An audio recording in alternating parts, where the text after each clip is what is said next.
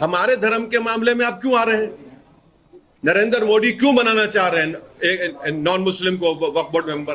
और सुनिए, दुनिया में अस्सलाम वालेकुम दोस्तों, आपका खैर मकदम है। आज की हमारी अहम खबर में नाजरीन, आज हम आपको दो अहम खबरों से आगाह करेंगे।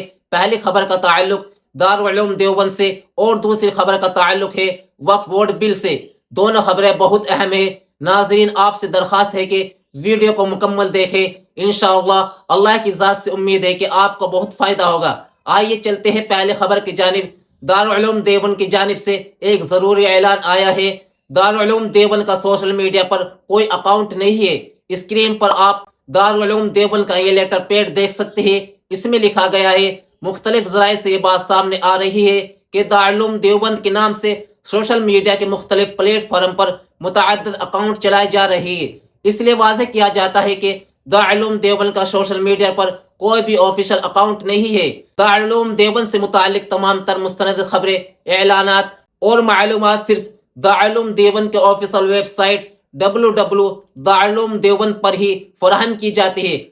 अगर सोशल मीडिया या किसी प्लेटफॉर्म पर दारुल उलूम के नाम पर कोई अकाउंट या पेज सफ़ा मिले तो उसे इदारे का तसव्वुर न किया जाए। लिहाजा गुजारिश है कि दारुल उलूम देवबंद का नाम इस्तेमाल करके सोशल मीडिया पर अकाउंट्स न बनाए। ये अमल न सिर्फ गलत फहमी और इंतशार का बायस बनता है, बल्कि दारुल उलूम देवबंद के उसूलों और साख के भी खिलाफ है। चुनांचे जिन हजरात ने दारुल उलूम देवबंद के नाम से कोई अकाउंट या पेज बनाया हुआ है, उनसे अपील है कि वे इदारे के नाम से जाली अकाउंट्स खत्म कर दे और दारुल उलूम देवबंद की इज्जत वक़ार का एहतराम करें। दोस्तों, दारुल उलूम देवबंद मुफ्ती अबुल कासिम नौमानी हफिज़ुल्लाह साहब ने अपील की है, अगर ये लोग बाज न आए तो इन पर कार्रवाई की जा सकती है। दोस्तों, इस खबर के मुतालिक आपकी क्या राय है? कमेंट्स बॉक्स में हमें जरूर बताइए।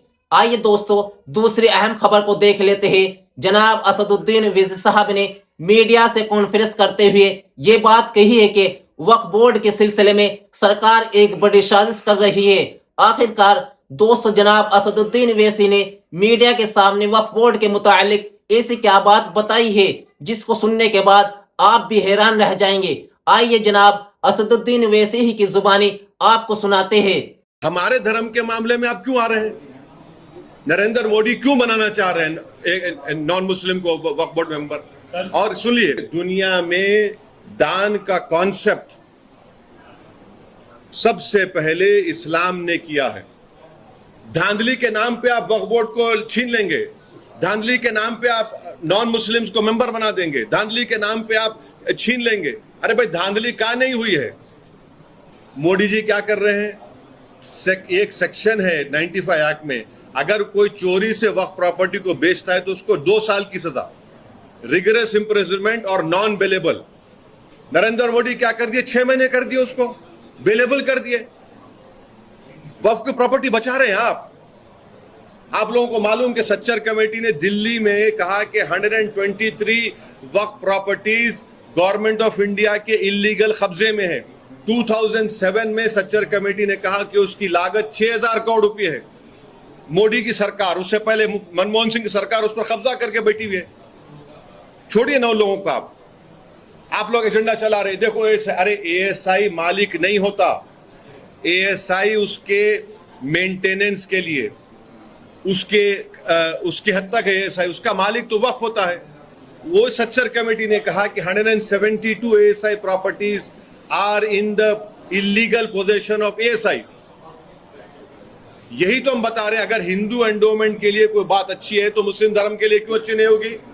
आपको मालूम, महाराष्ट्र में पंढरपुर एक बहुत बड़ी मंदिर है, पंढरपुर, वहां का कोई भी ट्रस्टी नॉन हिंदू नहीं हो सकता है। सेक्शन 22 पढ़ लो पंढरपुर ट्रस्ट एक्ट का।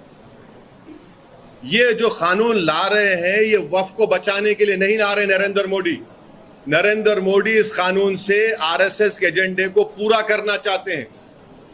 6 दिसंबर को तो आपने मस्जिद को शहीद कर दिया था, अब आप कानून के जरिए से कलेक्टर को इस्तेमाल करके बोल देंगे कि नहीं ये प्रॉपर्टी वक्फ की नहीं है। यही तो हम बता रहे हैं, इनकी नीयत साफ नहीं है नरेंद्र मोदी की। कल जब ये बिल लेकर आएंगे पार्लियामेंट में तो बोलेंगे, देखो मुसलमानों से हमने उनकी मस्जिद छीन ली, हमने दरगाह छीन ली उन लोगों से, हमने उनकी जमीन छीन ली। पहले झूठा प्रोपेगेंडा करे पूरे देश में 8 लाख के मुसलमानों के कितने हैं? बोले 5.5 लाख एकड़ है। अरे बेशर्मों की भी हद होती है, बेशर्मी की। तमिलनाडु, आंध्रा, तेलंगाना और ओडिशा के 11 हिंदू एंडोमेंट प्रॉपर्टीज को मिला लेंगे, वो 10 लाख एकड़ के बराबर हो जाती। बिहार, यूपी तो नहीं मिला है अभी, मैं बंगाल नहीं मिलाया मैं, मगर देश में प्रोपेगेंडा क्या किया आरएसएस बीजेपी, मुसलमानों के 5.5 लाख एकड़। अरे मेरे नहीं है, उसका मालिक अल्लाह है। ये भरम फैलाया जा रहा है, झूठ फैलाया जा रहा है। दोस्तों, दारुल देवबंद की अल्लाह रब्बुल इज्जत हर शुरूर और फितनों से मुकम्मल हिफाजत फरमाए और जनाब असदुद्दीन अवैसी साहब की उम्र में बरकत अता फरमाए। आमीन। वस्सलामु अलैकुम व रहमतुल्लाहि व बरकातुहू।